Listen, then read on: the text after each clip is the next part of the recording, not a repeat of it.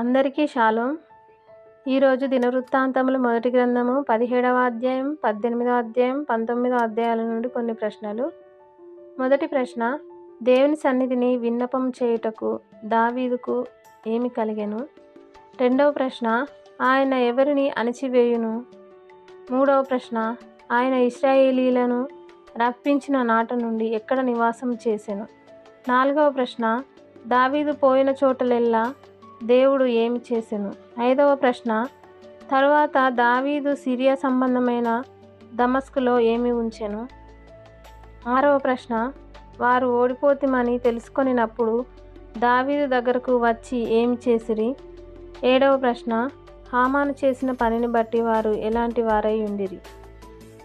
ఈ సమాధానం తెలిసిన వారు కామెంట్ బాక్స్లో తెలియజేయగలరు.